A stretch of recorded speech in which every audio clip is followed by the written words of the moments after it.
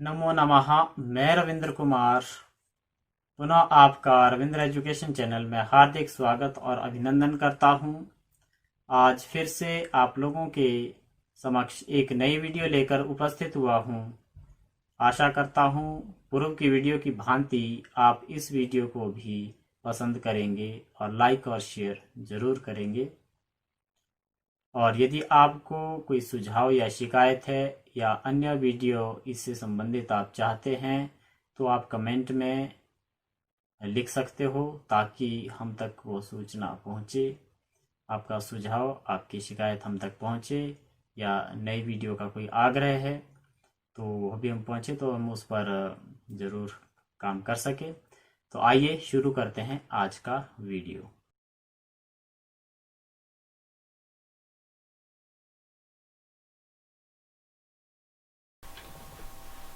संस्कृत व्याकरण में हम विभक्ति प्रकरणम का अध्ययन कर रहे हैं और विभक्ति प्रकरणम का भाग 1 हम इससे पहले के वीडियो में देख चुके हैं। आज भाग 2 है। पहला जो भाग था उसमें हमने द्वितीय विभक्ति के बारे में पढ़ा कि द्वितीय विभक्ति का प्रयोग कहाँ कहाँ किया जाएगा। आज भाग 2 में हम तृतीय विभक्ति के विषय में जानेंगे कि तृतीय विभक्ति का प्रयोग कहाँ कहाँ पर कैसे किया जाता है। एक सूत्र है, इत्थम भूत लक्षणे। इत्थम भूत लक्षणे। लक्षणवाची शब्द किसी वस्तु, मनुष्य आदि का कोई चिन्ह प्रकट करने वाले शब्द में तृतीय विभक्ति का प्रयोग होता है। किसमें तृतीय विभक्ति का प्रयोग होता है? लक्षणवाची शब्द में, जिसे किसी व्यक्ति के जो लक्षण बताए गए हैं, जिस लक्षण से उसकी पहचान होती है, उसमें तृतीय विभक्ति का प्रयोग होता है। कैसे, आइए देखते हैं। सह जटाभि तापसी लक्ष्यते। वह जटाओं से तपस्वी लगता है। अब तपस्वी लगने का क्या लक्षण दिख रहा है उसमें? जटाएं। जटाओं से कैसा लग रहा है? तपस्वी की तरह। क्योंकि जटाओं के लक्षण से वह तपस्वी लग रहा है तो जटा शब्द में तृतीय विभक्ति लग गई तो क्या बन गया? तृतीय के बहुवचन में जटा भी। त्वम पुस्तक ही छात्र लक्ष्य से। तुम पुस्तकों से छात्र मालूम होते हो, अर्थात किसी के पास पुस्तकें देखी तो ऐसा लगा जैसे वह छात्र है। तो उसके छात्र लगने के क्या लक्षण है? उसके पास की किताबें। तो उस लक्षण के कारण जिससे वह छात्र लग रहा है, उस लक्षण में कौन सी विभक्ति का प्रयोग होगा? तृतीया का। तो बना त्वम पुस्तकई। पुस्तकों से छात्र लग रहे हो, त्वम पुस्तकई छात्र लक्ष्य से। समझ गए कि जो लक्षण है उस लक्षण में जिसके कारण उसकी कुछ पहचान बन रही है, उस लक्षण में तृतीय विभक्ति का प्रयोग होगा। एक सूत्र और, येनांग विकारः। यदि शरीर के किसी अंग में कोई विकार दिखाई दे रहा है, ठीक है, तो उस अंग में भी क्या? तृतीय विभक्ति का प्रयोग होगा। किसमें तृतीय विभक्ति का प्रयोग होगा? उस अंग में, जिस अंग में विकार दिख रहा है, ठीक है, शरीर के अंग में। जैसे भल्लुकः नेत्रेण काणः अस्ति। भालू आंख से काना है। तो यहाँ भालू के किस अंग में विकार दिख रहा है? आंख में, नेत्र में। इसलिए नेत्र में कौन सी विभक्ति लगेगी? तृतीय विभक्ति। तृतीय विभक्ति नेत्र में लगी तो क्या बन गया? नेत्रेण। भल्लुकः नेत्रेण काणः अस्ति। ठीक है। सेवकः कर्णाभ्याम बधिरः अस्ति। सेवक कानों से बहरा है। इसमें भी अंग में विकार दिखाई दे रहा है। कौन से अंग में दिखाई दे रहा है? कानों में। इसलिए कर्ण शब्द में तृतीय विभक्ति लगी, क्योंकि कान दो हैं, दोनों कानों से बहरा है, इसलिए द्विवचन का प्रयोग हुआ। सेवकः कर्णाभ्याम बधिरः अस्ति। एक कान से होता तो कर्णेन। ठीक है। एक सूत्र और है, प्रकृत्यादिभ्य उपसंख्यानम व। प्रकृति, स्वभाव आदि क्रिया विशेषण शब्दों तृतीया विभक्ति का प्रयोग होता है। किसमें? प्रकृति स्वभाव आदि को जो वाले जो शब्द है उसमें तृतीया लगेगी, प्रकृति या स्वभाव में। अगर प्रकृति स्वभाव ये शब्द आगे तो उसमें तृतीया लगेगी। कैसे? प्रकृत्या दुग्धम मधुरम, प्रकृति से दूध मीठा है, मतलब मिल्क नेचुरल मीठा है, दूध नेचुरली मीठा है, नेचुरली यानी कि प्रकृति से, तो उसमें तृतीया लगे प्रकृत्या, प्रकृति में तृतीया लगी प्रकृत्या, प्रकृत्या दुग्धम मधुरम। अस्ति भी लिख सकते हो, वर्तते भी लिख सकते हो। सह स्वभावेन कोमलः अस्ति, वह स्वभाव से कोमल है। स्वभाव आ गया तो स्वभाव में भी तृतीया लगी, तो स्वभावेन, सह स्वभावेन कोमलः अस्ति। ठीक है, अभी तक क्या क्या देखा? एक तो देखा कि इत्थम भूत लक्षण, ठीक है, लक्षणवाची शब्द में तृतीया लगती है। दूसरा ये नांग विकार, सूत्र याद रखना है, सूत्र याद रखोगे तो आसानी से याद रहेगा। जिस अंग में विकार हो उसमें तृतीया लगेगी। अब प्रकृति आदि भी उपसंख्यानम, प्रकृति और स्वभाव आदि में तृतीया विभक्ति लगेगी क्रिया विशेषण में। अब है अर्थ लाभ किम, किम कार्यम, किम प्रयोजनम, इस प्रकार के शब्दों के योग में तृतीय विभक्ति लगती है। कैसे? मूर्खेण पुत्रेण कह लाभ, मूर्ख पुत्र से क्या लाभ है, कह लाभ, कह लाभ आया तो तृतीया लगी किसमें? मूर्ख पुत्र में, मूर्खेण पुत्रेण। और भी वाक्य ऐसे हो सकते हैं, कह लाभ, किम लाभ, किम लाभम, ठीक है, तो वहां पर तृतीया लगेगी। तब धनेन किम प्रयोजनम, तुम्हारे धन से क्या प्रयोजन है। यहाँ पर किम प्रयोजनम आ गया, तो किम प्रयोजनम होने के कारण किससे प्रयोजन बताया? धन से, तो धन में क्या लगी? तृतीया। तब धनेन किम प्रयोजनम, तुम्हारे धन से क्या प्रयोजन है, इसलिए यहाँ पर तृतीय विभक्ति का प्रयोग हुआ। ठीक है, आइए आगे देखते हैं। समतावाचक शब्दों जैसे समान, सदृश, तुल्य, सम आदि शब्दों के योग में तृतीया लगती है। जहाँ समानता वाले शब्द है, किसी ने तुलना की है, समानता दिखाई है, वहां पर तृतीय विभक्ति का प्रयोग होगा।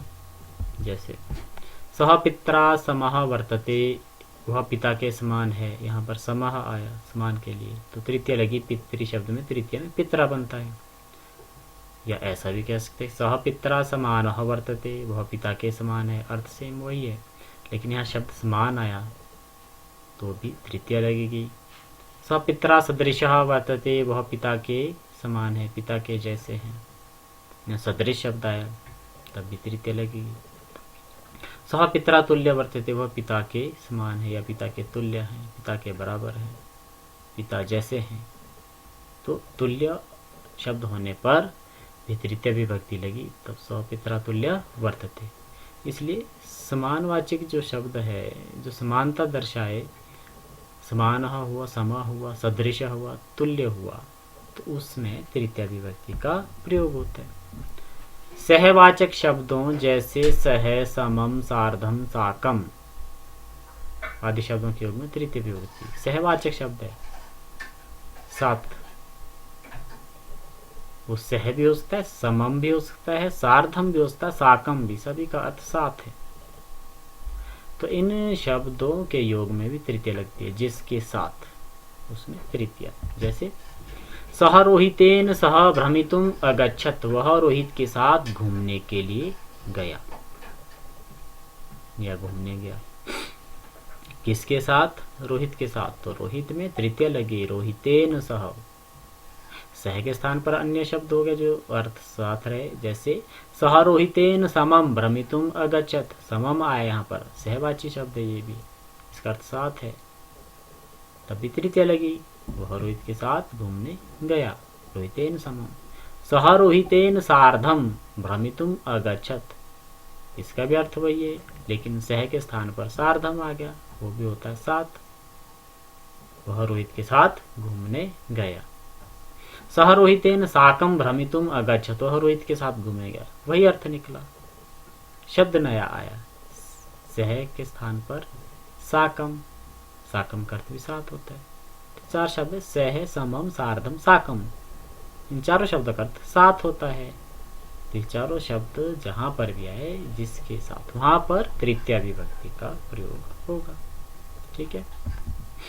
अलम निषेध अर्थ में, अगर अलम का प्रयोग है लेकिन निषेध अर्थ में, क्योंकि अलम का हम आगे की विभक्तियों में भी पढ़ेंगे, कई बार उसमें पर्याप्त के अर्थ में भी आता है अलम, काफी, पर्याप्त के लिए, वैसे अर्थ में नहीं लगेगी तृतीया। लेकिन अगर अलम निषेध अर्थ में, मना करने के अर्थ में है कि मत करो, तो तृतीया लगेगी। जैसे अलम परिश्रमेण, यहाँ रोका जा रहा है, परिश्रम मत करो, ज्यादा परिश्रम मत करो। तो क्योंकि निषेध के लिए अलम का प्रयोग हुआ तो यहाँ पर तृतीया लगेगी। अलम परिश्रम। अलम कोलाहलेन, कोलाहल कहते हैं शोर को, शोर मत करो। अलम कोलाहलेन, तो कोलाहल में तृतीया लगी, क्योंकि यहाँ निषेध के लिए अलम का प्रयोग हुआ, रोकने के लिए, मना करने के लिए, तो तृतीया लगी अलम कोलाहलेन। समझिए। विना, बगैर अर्थ में, हमने इससे पिछले वीडियो में पढ़ा था कि बिना के साथ द्वितीया विभक्ति लगती है। ठीक है। रामम बिना सीता, या हमने एक उदाहरण पढ़ा था कि सीताम बिना रामः प्रसन्नः नास्ति, सीता के बिना राम प्रसन्न नहीं है। लेकिन बिना के अर्थ में द्वितीया भी लगती है, तृतीया भी लगती है और पंचमी भी लगती है, इसलिए तीनों विभक्तियों में हम बिना का प्रयोग किया जाता है। ठीक है। अगर आपको वाक्य शुद्धि के लिए आता है और बिना वाला कोई वाक्य है, उसमें षष्ठी या कोई और भी विभक्ति दिखाई है, तो आप उसको शुद्ध करके द्वितीया लगाओगे तो भी आपका वाक्य सही होगा, तृतीया लगाओगे तो भी सही होगा, पंचमी लगाओगे तो भी सही होगा। इनके बिना के योग में आप तीनों विभक्तियों का प्रयोग करते हैं, द्वितीया, तृतीया और पंचमी, 2, 3, 5। जैसे परिश्रमम विना कुतः सफलता, परिश्रम के बिना सफलता कहाँ। यहाँ पर द्वितीया लगी, परिश्रमम बिना, लेकिन बिना के साथ तृतीया भी लगती है, तो परिश्रमेण बिना कुतः सफलता, परिश्रम के बिना सफलता कहाँ, यहाँ पर तृतीया लग गई, परिश्रमेण बन गया। या परिश्रमात बिना कुतः सफलता, परिश्रम के बिना सफलता कहाँ, यहाँ पंचमी लग गई। तो ये तीनों वाक्य सही है। आपको याद रखना होगा कि बिना के योग में द्वितीया, तृतीया और पंचमी विभक्ति का प्रयोग होता है। तो आज हमने तृतीया विभक्ति का प्रयोग पढ़ा। कहाँ कहाँ तृतीया विभक्ति का प्रयोग होता है। सबसे पहले हमने इत्थम भूत लक्षणे पढ़ा कि लक्षण वाची शब्द में तृतीया विभक्ति का प्रयोग होता है। दूसरे नंबर पर हमने पढ़ा ये नांग विकार, जिस अंग में विकार हो उसमें तृतीय विभक्ति का प्रयोग होता है। फिर पढ़ा प्रकृत्यादिभ्य उपसंख्यानम व प्रकृति और स्वभाव शब्द में तृतीय विभक्ति का प्रयोग होता है। फिर पढ़ा अर्थः लाभः किम किम कार्यम किम प्रयोजनम, को अर्थः को लाभः, किम धनेन किम, यानेन किम, गाड़ी से क्या।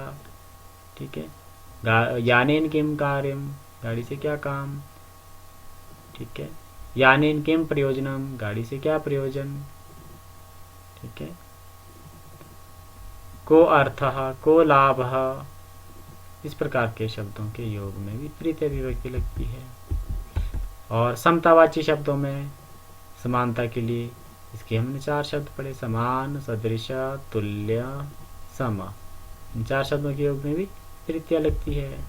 फिर हमने पढ़ा सहवाचक शब्दों में जो 7 के वाचक शब्द है, 7 जिसका 7 है, वो भी 4 शब्द थे, सह, साकम, सार्धम, समम। इनके योग में भी तृतीय विभक्ति लगती है। फिर हमने पढ़ा अलम, अगर निषेध अर्थ में अलम का प्रयोग है मत, तो उसमें भी तृतीया लगती है। फिर हमने पढ़ा बिना, बगैर, अगर बगैर अर्थ है मतलब बिना आपके पास शब्द है तो उसके योग में तृतीया भी लगती है, द्वितीय भी और चतुर्थी भी। ठीक है, तो अब कुछ अभ्यास देखते हैं। आपको कुछ वाक्य दिए जा रहे हैं, ये अशुद्ध वाक्य हैं, इनको आपने शुद्ध करना है, कॉपी में लिखना है। बालकः पादात् खंजः अस्ति, बालक पांव से लंगड़ा है। लक्ष्मणः रामस्य सह वनं गतवान्, लक्ष्मण राम के साथ वन को गए। अलम शोकात्, दुख मत करो। बालः मित्रस्य सह आगच्छति, बालक या बच्चा मित्र के साथ आता है। राहुलस्य विना संजीवः न क्रीडति, राहुल के बिना संजीव नहीं खेलता। भल्लुकः मुखात् शुनकः लक्ष्यते, भालू मुंह से कुत्ता लगता है। मम पुस्तकम तव पुस्तकस्य समम अस्ति, मेरी किताब तुम्हारी किताब की तरह है। वृथा विवादात् कः लाभः, बेकार विवाद से क्या लाभ। तो यदि आपने ध्यान से इस वीडियो को देखा होगा तो आप बड़ी आसानी से इन अभ्यास के वाक्यों को हल कर लेंगे, यह आपसे अपेक्षा करता हूँ और आशा करता हूँ आपको यह वीडियो पसंद आया होगा। अगर आपको यह वीडियो अच्छा लगा तो आप इसको लाइक और शेयर ज़रूर करें, और जिन्होंने अभी तक भी चैनल को, रविंद्र एजुकेशन चैनल को सब्सक्राइब नहीं किया है वो सब्सक्राइब कर लें, इससे आपका ही लाभ है, क्योंकि आने वाले वीडियो की नोटिफिकेशन तुरंत आपको मिल जाएगी। अन्यथा जब आपको कोई लिंक भेजा जाएगा तभी आप उसको देखोगे, किंतु यदि आपने सब्सक्राइब किया है और बेल आइकन को प्रेस करके ऑल पे क्लिक किया है तो आपको खुद सूचना मिल जाएगी कि रविंद्र एजुकेशन पे नया वीडियो आ गया है, तब आप उसे देख सकते हो। ठीक है, तो आज के लिए इतना ही, कल पुनः भेंट होगी, तब तक के लिए नमो नमः।